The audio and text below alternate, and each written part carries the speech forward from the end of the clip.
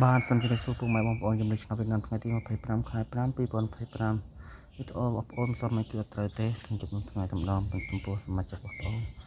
ដែលឆាតសមខសមគឺត្រូវច្រើនមែនទែនតែម្ដងគឺនៅសម័យម៉ោង4កន្លះ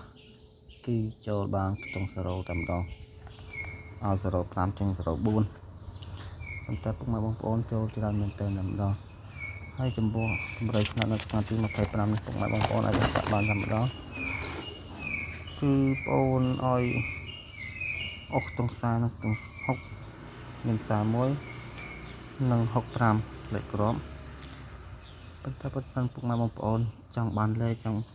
ចាក់ស្រួលឆ្នេះស្រួលគឺអាចឆាតមកតាមល្បីឆ្នោតជួនដែលមានរូបអ៊ូខុងជាសម្គាល់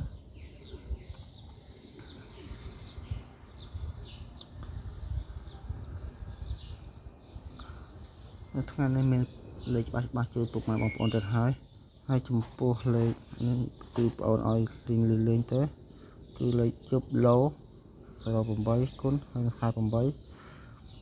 848គឺបងអូនឲ្យលេខយប់6កន្លះអានេះជាលេខឡូបងប្អូនអាចរកចាក់បានតែម្ដង